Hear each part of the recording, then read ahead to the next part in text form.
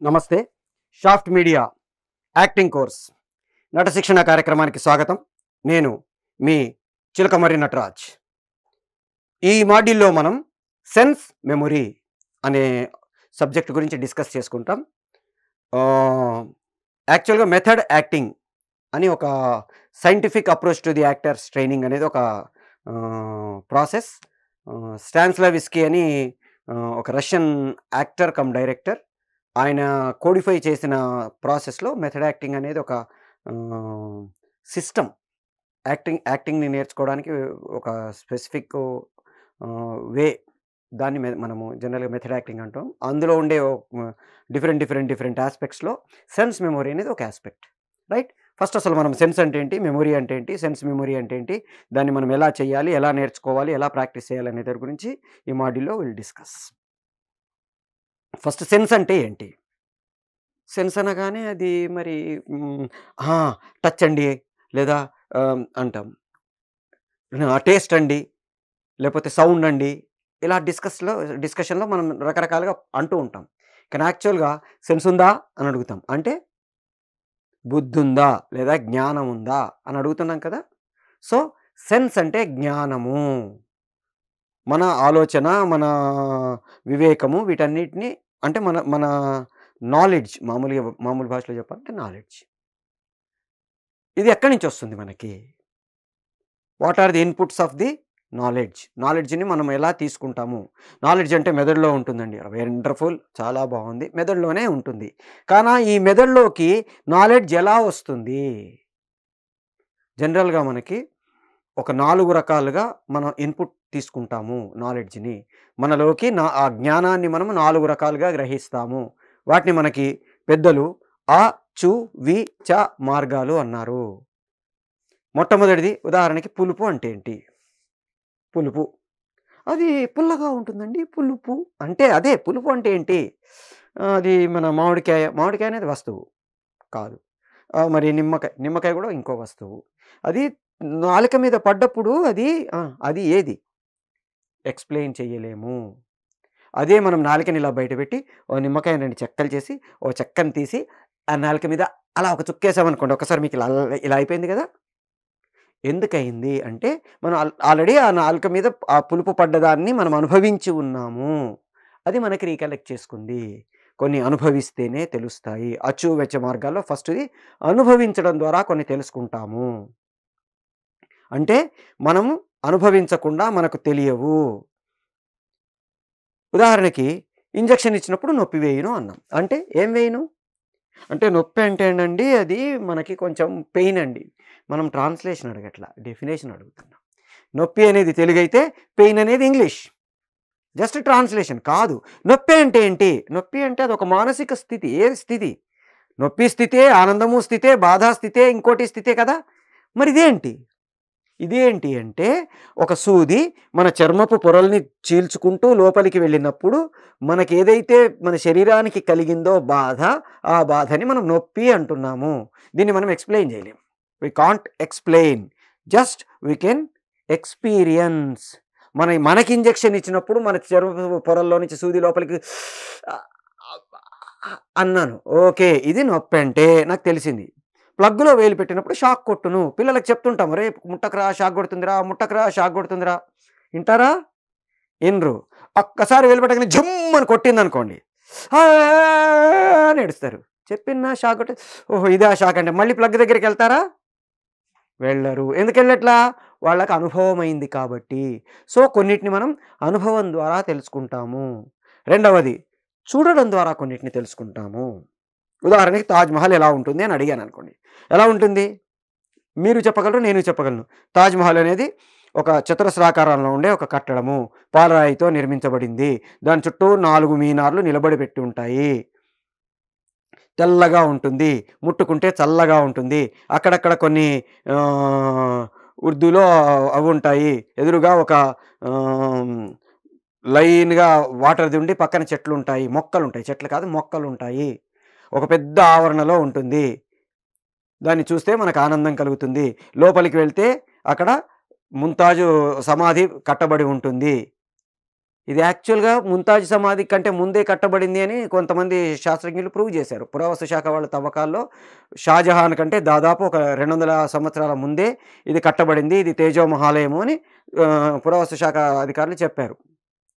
వాటికి ఆధారాలు ఉన్నాయి. సరే అది ముంతాజ్ మహలా, తేజో మహాలయమా దాని గురించిన డిస్కషన్ మనకిప్పుడు కాదు కాబట్టి, మనం డిస్కస్ చేసుకోవాల్సిన అంశం ఏంటంటే దాన్ని మనం వర్ణించేటప్పుడు మనకెలా తెలిసిందది? మనం చూసాం గాబట్టి నేను చెప్పగలిగాను. ఓ కుతుబ్ మినారు ఎలా ఉంటుంది? ఒక సన్నగా ఒక సింగిల్ పోల్ రూపంలో ఉంటుంది. దాని లోపల పైకెక్కడానికి మెట్లుంటాయి. పైన దాదాపుగా ఇంత వెడల్పులో ఒక 7, 8 మంది నిలబడి చూడ్డానికి వీలైనంత పెద్దగా ఉంటుంది. మొత్తం కంచుతో తయారు చేయబడింది. ఇవన్నీ ఎలా తెలిసాయి నాకు? నేను చూశాను గాబట్టి చెప్పగలుగుతున్నాను. సో, ఈ నాలెడ్జ్ అంతా నాకు చూడడం ద్వారా వచ్చింది. మూడోది అంటే వినడం ద్వారా. ఇప్పుడు మీకు తాజ్‌మహల్ మీరు చూడలేదు. కానీ నేను చెప్పాను. మీకు తాజ్‌మహల్ గురించిన నాలెడ్జ్ వచ్చింది. ఓకే. తాజ్‌మహల్ అనేది ఆగ్రాలో ఉంది. ఆగ్రాలో యమునా నది ఒడ్డున కట్టబడింది. తాజ్‌మహల్ ఆగ్రా ఫోర్ట్ నుంచి చూస్తే కనబడుతుంది. ఆగ్రా ఫోర్ట్ నుంచి దాదాపు ఒక 6 కిలోమీటర్ల దూరంలో ఉంటుంది. యమునా నది ఒడ్డునే ఉంటుంది. యమునా నది తాజ్‌మహల్ లోపలికి వెళ్లి చూస్తే యమునా నది ని కనబడుతుంది. అది ఒక ఆగ్రా బస్ స్టాండ్ నుంచి ఒక 7, 8 కిలోమీటర్ల దూరంలో ఉంటుంది. అక్కడ పేటాలు దొరుకుతాయి. ఇవన్నీ నేను మీకు చెప్పేసాను. మీరు విన్నారు. ఇప్పుడు రేపొద్దున ఎవరన్నా మిమ్మల్ని తాజ్‌మహల్ గురించి అడిగారనుకోండి, టక టక టక టక ఆవు వ్యాసం రాసిన లెవెల్‌లో మీరు రాసేయగలుగుతారు. చెప్పేయగలుగుతారు. ఎలా చెప్పారు? మీకు ఈ నాలెడ్జ్ ఎలా వచ్చిందంటే మీరు విన్నారు కాబట్టి. మనం చాలా విషయాల్ని చిన్నప్పటి నుంచి మనం వినడం ద్వారా నేర్చుకుంటాము. సో, విన్న వాటిని మన మైండ్‌లో భద్రపరుచుకుంటాం. Last but not the least చదవడం ద్వారా. ఆ, చు, వి, చాలో లాస్ట్ చ చదవడము. మనకొచ్చే నాలెడ్జ్‌లో 90% నాలెడ్జ్‌ని మనం చదవడం ద్వారా నేర్చుకున్నాము. మనం చిన్నప్పుడు పుస్తకాల్లో చదువుకున్నాము. అశోకుడు చెట్లు నాటించెను, బావులు తవ్వించెను. ఈ విషయాలు మనకెట్లా తెలిసాయి? మనం చదివాం కాబట్టి తెలిసింది. అశోకుడు దారి పక్కన చెట్లు నాటించాడు. అవి పెద్ద పెరిగి చాలా చాలా చాలా మందికి దారిలో వెళ్తున్న వాళ్ళందరికీ నీడనిచ్చాయి, పళ్ళనిచ్చాయి. ఈ విషయం మనకెలా తెలిసింది? మనం చదువుకున్నాం గాబట్టి తెలిసింది. మనం ఒకటో తరగతి, రెండో తరగతి, మూడో తరగతి, నాలుగో తరగతి, ఐదో తరగతి ఈ ఈ ఈ వీట్లల్లో మనం నేర్చుకున్న జ్ఞానమంతా కూడా మనకి చదవడం ద్వారా వచ్చింది. ఈ వచ్చిన నాలెడ్జ్‌ని, ఈ వచ్చిన ఏదైతే మన సెన్స్ ఉందో దాన్ని మన మైండ్‌లో భద్రపరుచుకుంటాము. భద్రపరుచుకున్న దాన్ని అవసరమైనప్పుడు వినియోగించుకుంటాం. ఇప్పుడు మీకు చెప్పడం కోసం నాకు అవసరమైంది. తాజ్‌మహల్ నేనెప్పుడో దాదాపు ఒక 10 ఏళ్ల క్రితం చూశాను. 10 ఏళ్ల క్రితం చూసిన తాజ్‌మహల్ గురించి ఇప్పుడు నేను మీకెలా చెప్పాను? నా సబ్‌కాన్షియస్ మైండ్‌లో ఆ మెమరీ ఉన్నదాన్ని నేను మళ్ళీ కాన్షియస్ మైండ్‌లోకి తీర్చుకొని దాన్ని మీకు చెప్పగలిగాను. సో, మీరెక్కడెక్కడో విన్నది, ఎక్కడెక్కడో చూసింది, ఎక్కడెక్కడో చదివింది, ఎక్కడెక్కడో అనుభవించిందంతా కూడా మనకు అవసరమైనప్పుడు వాడుకోవడానికి వీలుగా మన సబ్‌కాన్షియస్ మైండ్‌లో భద్రపరచబడి ఉంటుంది. జనరల్‌గా మన మైండ్‌లో ఒక 4 లేయర్స్ ఉంటాయి. Conscious mind, subconscious mind, unconscious mind, super conscious mind. Subconscious mind first conscious mind. Conscious mind అంటే చేతన అవస్థ అంటాం. అంటే మనం ఏదైనా చెయ్యాలనుకుంటే చెయ్యడం. కూర్చోవాలంటే కూర్చోవాలనుకోని కూర్చుంటాము. లేవాలనుకోని లేస్తాము. నడవాలనుకోని నడుస్తాము. దీన్ని చేతనావస్థ అంటాం. అంటే మనం ఏం చేస్తున్నామో తెలిసి చెయ్యడము. రెండవది అంతశ్చేతన అంటాం. అంటే సబ్‌కాన్షియస్ మైండ్.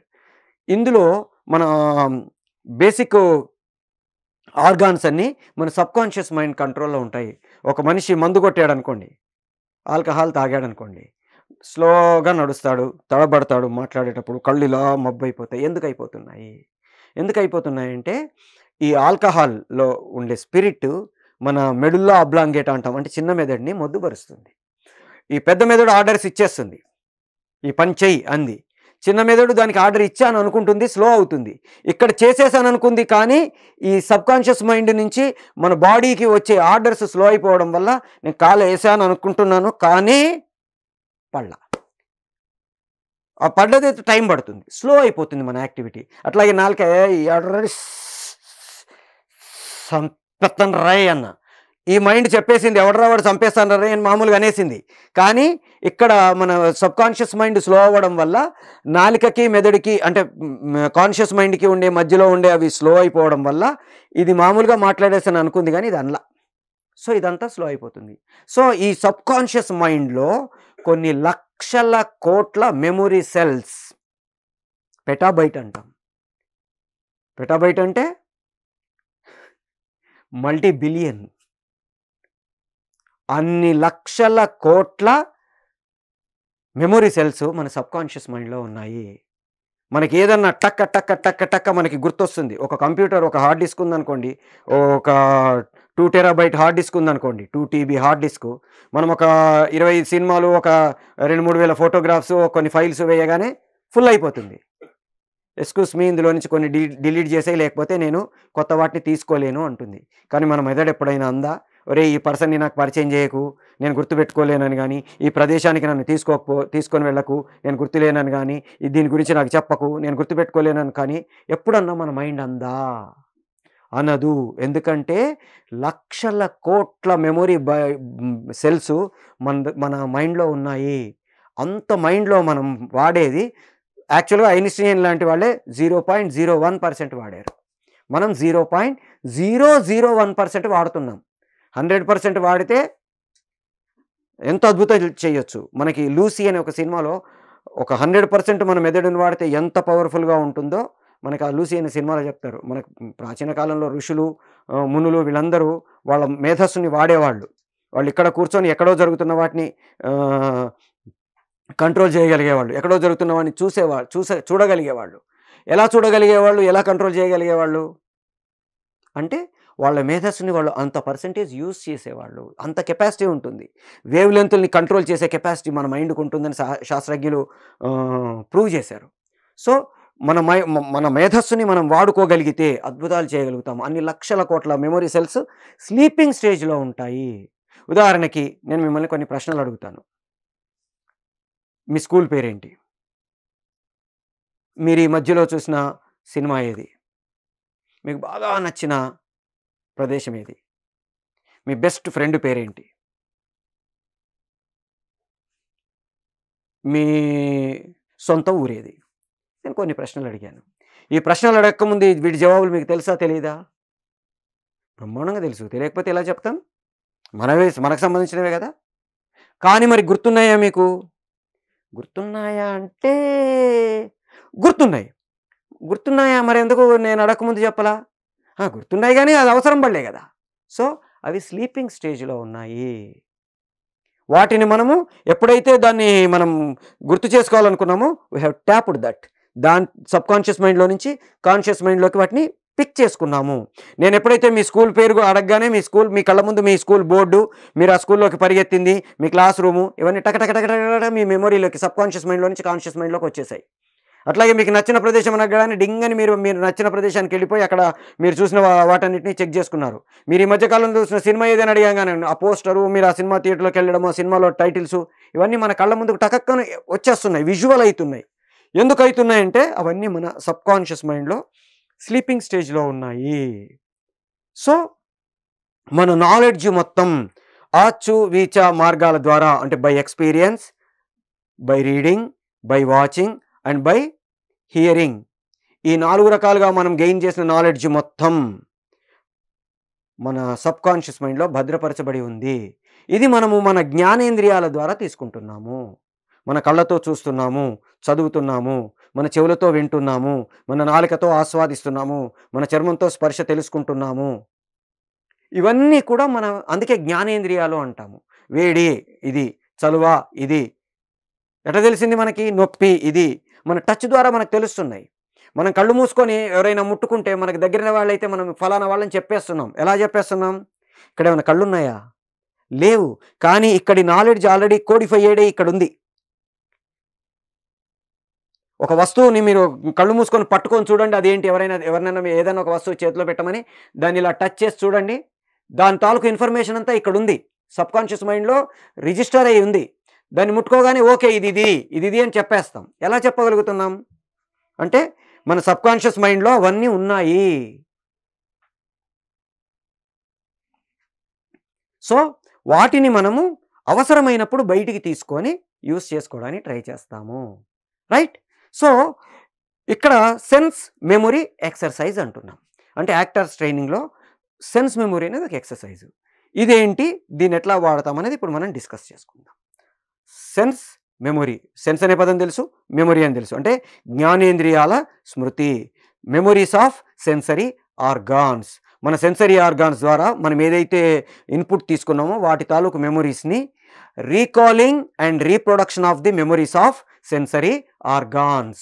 అంటే మన సెన్సరీ ఆర్గాన్స్ ద్వారా మనం తీసుకున్న మెమొరీస్ని రీకాల్ చేసి రీప్రొడ్యూస్ చేయడాన్ని మనం సెన్స్ మెమొరీ అంటాము. అంటే రీకాలింగ్, రీప్రొడక్షన్ అని 2 పదాలు వాడుతున్నాం. రిమెంబరింగ్ అనట్లా మనం. రిమెంబరింగ్ అంటే గుర్తు చేసుకోవడం. రీకాలింగ్ అంటే దాన్ని తిరిగి అనుభవించడాన్ని రీకాలింగ్ అంటాం. అంటే మనం ఏదైతే మన జీవితంలో ఆ సెన్సరీ ఆర్గాన్స్ ద్వారా అనుభవించామో ఆ అనుభవాల్ని, ఆ మెమొరీస్ని తిరిగి అనుభవించడాన్ని.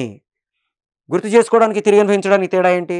గుర్తు చేసుకుంటే ఓహో ఇలా జరిగింది అనుకున్నాను. తిరిగి అనుభవిస్తే ఆ పెయిన్ని నేను ఇప్పుడు మళ్ళీ పొందుతాను, ఆ ఆనందాన్ని మళ్ళీ నేను పొందుతాను, ఆ టచ్ని మళ్ళీ పొందుతాను, ఆ టేస్ట్ని మళ్ళీ పొందుతాను. ఇంతకుముందు చెప్పానే, నాలుక బయటికి లాగి దాని మీద ఒక నిమ్మకాయ చుక్కెలా పిండండి అన్నాను. ఒక్కసారి ఏం చేశారు మీరు? అనుకున్నారు. దీన్ని ఇంకా కళ్ళు మూసుకొని మీరు ఎక్కడైతే నిమ్మకాయ చుక్కని వేసుకున్నారో అక్కడికెళ్ళిపోయి దాన్ని పూర్తిగా ఫీల్ అయ్యి ఈ నాలికలో ఉండే టేస్ట్ బడ్స్ తాలూకు వాటిని ఒకసారి జర్కిచ్చి రీజనరేట్ చేసి వాటిని ఒకసారి ఫీల్ అయితే ఆటోమేటిక్గా మీరు ఇప్పుడు పులుపుని మళ్ళీ రీటేస్ట్ చేస్తారు. దీన్ని మనం సెన్స్ మెమొరీ అంటాము. అంటే recalling and reproduction of the memories of sensory organs. ఇది మనము ఎక్సర్సైజ్ లాగా చేయడానికి ట్రై చేస్తాం. ఇది మనం ఎట్లా చేయాలి అనేది ఇప్పుడు కొన్ని ఎక్సర్సైజులు మీకు చెప్తాను, మీరు ప్రాక్టీస్ చేసుకోవచ్చు. First individual organs. ఉదాహరణకి సెన్స్ ఆఫ్ టచ్. చల్లటి నీళ్ళల్లో చేయబెట్టినప్పుడు మీకు ఏమనిపిస్తుంది? కళ్ళు మూసుకొని ఇప్పుడు ఇక్కడ చల్లటి నీళ్ళు లేవు, ఏం లేవు, బకెట్లో చల్లటి నీళ్ళు ఉన్నాయి, చేయబెట్టారు. కొంచెం గోరువెచ్చటి నీళ్ళల్లో చేయబెట్టారు, బాగా వేడి నీళ్ళల్లో చేయబెట్టారు. Recollect, try to recollect. అట్లాగే ఇంక్, మామూలు పెన్నులో పోసే ఇంక్ టచ్ చేస్తే మీకు ఏంటి ఫీలింగు? బాగా మన బాల్ పెన్ను లోపల నుంచి ఆ జెల్ బయటకు వస్తుంది, అది ముట్టుకుంటే మీకేమనిపించింది? రక్తం ముట్టుకుంటే మీకేమనిపించింది? మామూలు నీళ్లు ముట్టుకుంటే మీకేమనిపించింది? అన్నీ టచ్చే, అన్నీ లిక్విడే, కానీ ఒక్కొక్క దాన్ని ముట్టుకున్నప్పుడు మీకేమనిపించింది?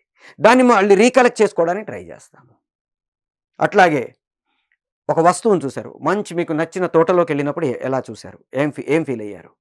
ఒక అమ్మాయిని చూసినప్పుడు ఏం ఫీల్ అయ్యారు? మీకు బాగా నచ్చిన అమ్మాయిని చూసినప్పుడు ఏం ఫీల్ అయ్యారు? చాలా రోజుల తర్వాత మీ ఇంటికి వచ్చిన మీ ఫ్రెండ్ని చూసినప్పుడు ఎలా ఫీల్ అయ్యారు? ఇవన్నీ కంటికి సంబంధించినవి. చెవికి సంబంధించినవి.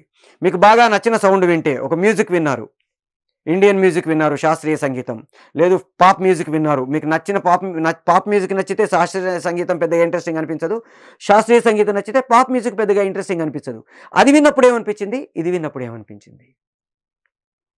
రోడ్డు మీద వెళ్తున్నారు, వెనక ఎవరో హారన్ కొట్టారు, కయ్యి అని అనుకున్నారు. వెనక్కి తిరిగి వచ్చేసరికి మీ క్లోజ్ ఫ్రెండ్ ఉన్నాడు.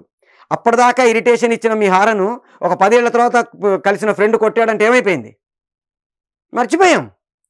ఆ హారన్ తాలూకు ఇరిటేషన్ ఏదైతే ఉందో అది మర్చిపోయి అరే మామా అని వాడి కౌగిలించేసుకొని కబుర్లు చెప్పుకుంటూ వెళ్ళిపోయాం. సో సౌండ్లో లేదు, ఆ సౌండ్ని మనం తీసుకునే రిసెప్షన్లో ఉంది. క్లోజ్ ఫ్రెండ్స్ రిలేషన్లో బూతులు తిట్టుకుంటారు, ఏమన్నా అనిపిస్తుందా? అది బూతులాగా తీసుకోము, మామూలుగా తీసుకుంటాం. అదే తెలియనివాడు ఎందుకు అన్నాడు, వయ్యా అంటవా అని వాడితో గొడవకి వెళ్ళిపోతాం. ఎందుకు వెళ్ళిపోయాం గొడవకి?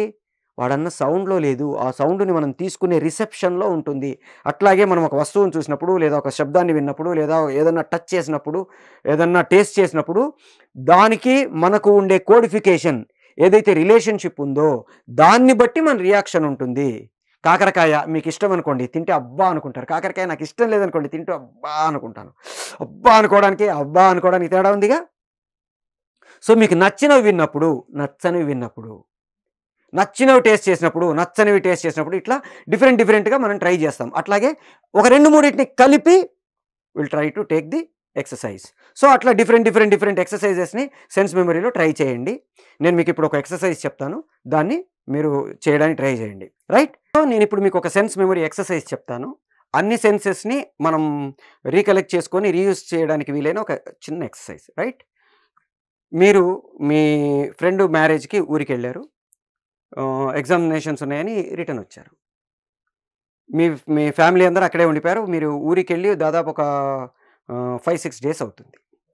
సో ఇంటికి వచ్చి రాత్రంతా జర్నీ చేశారు. ఇంటికొచ్చారు. తాళం తీసి లోపలికెళ్ళడం దగ్గర నుంచి మీ యాక్టివిటీ స్టార్ట్ అవుతుంది. అక్కడి నుంచి మీరు యాక్ట్ చేయడం అలవాటు చేసుకోండి.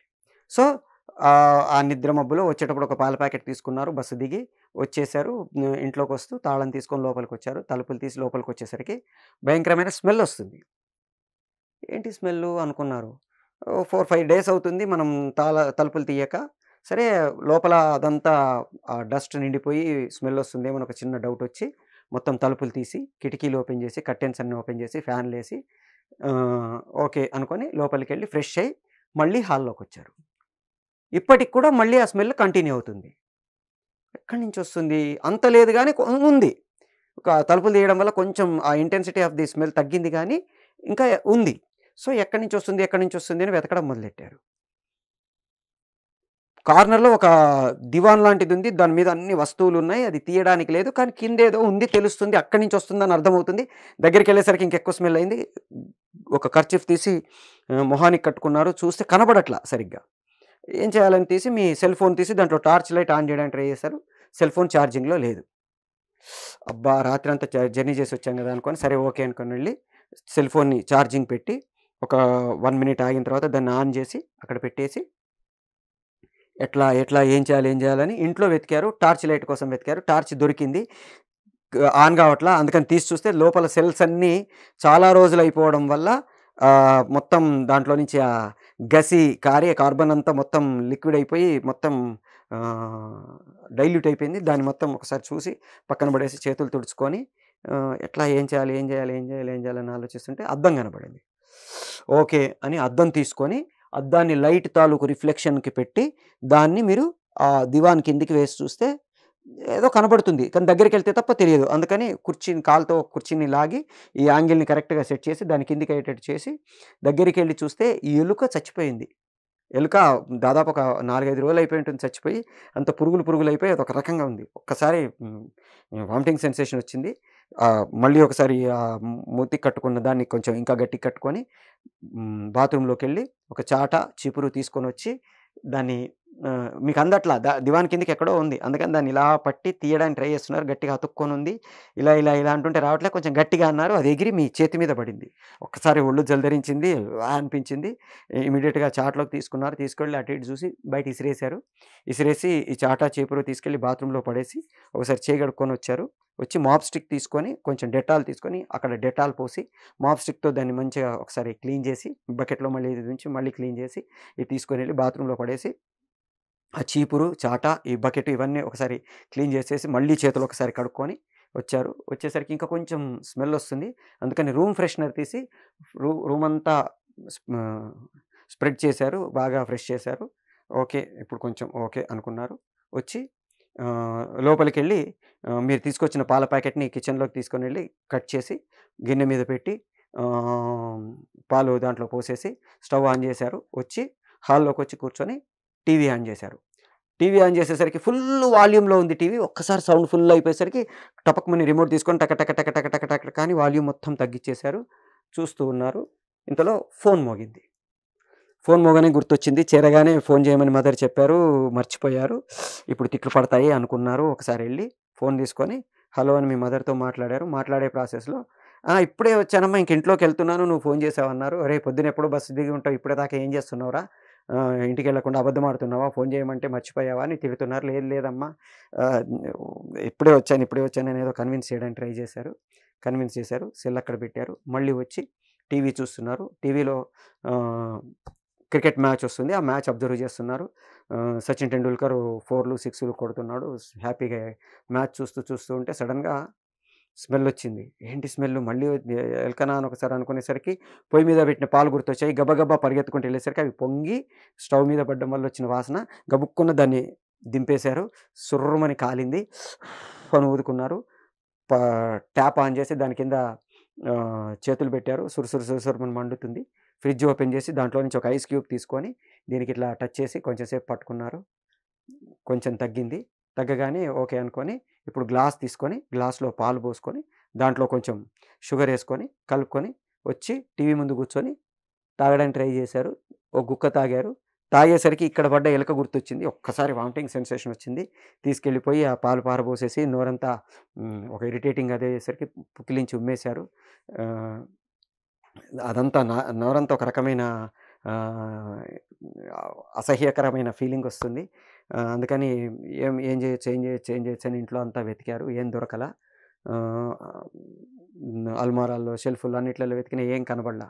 సరే ఓకే అనుకోని వెంటనే మన హ్మ్. మీరు రాత్రి బస్ ఎక్కేటప్పుడు తీసుకున్న పోలో పాపిన్స్‌ది గుర్తొచ్చింది. గబుక్కున ఎళ్ళిపోయి దాంట్లో నుంచి ఆ పాపిన్స్ తీసుకొని నోట్లో వేసుకొని చప్పరించుకుంటూ టీవీ చూసుకుంటూ కూర్చున్నారు. ఇది యాక్టివిటీ. దీంట్లో అన్ని సెన్సెస్ 2, 2 ఉన్నాయి. సెన్స్ ఆఫ్ సైట్ 2 ఉంటుంది. సెన్స్ ఆఫ్ స్మెల్ 2 ఉంటుంది. సెన్స్ ఆఫ్ టేస్ట్ 2 ఉంటుంది. సెన్స్ ఆఫ్ సౌండ్ 2 ఉంటుంది. ఇట్లా ప్రతి సెన్సు 2, 2, 2 చొప్పున ఉంటాయి. వీటిని మీరు ఈ యాక్టివిటీని చేయడానికి ట్రై చేయండి. ఇంకా ఇంకేమన్నా కన్‌ఫ్యూజన్స్ ఉంటే కింద మనకి డిస్క్రిప్షన్ బాక్స్‌లో ఇచ్చిన నంబర్‌ని కాంటాక్ట్ చేయండి. డిఫరెంట్ కోర్సెస్ ఉంటాయి. Acting course, direction course, cinematography course, editing ఇట్లా డిఫరెంట్ డిఫరెంట్ కోర్సెస్ ఉన్నాయి. ఏ కోర్స్‌కి సంబంధించిందైనా సరే you can call us any time. ఆ నంబర్స్‌కి కాంటాక్ట్ చేయండి. ఇంకా ఏమన్నా డౌట్‌లున్నా గాని మీరు కాంటాక్ట్ చేయండి. సో, ఈ సెన్స్ మెమరీ తర్వాత ఇంకో వేరే సబ్జెక్ట్స్‌ని ఇంకో కొన్ని మాడ్యూల్స్‌లో నేర్చుకోవడానికి ట్రై చేస్తాం. అంతవరకు సెలవు. మీ చిలకమర్రి నటరాజ్.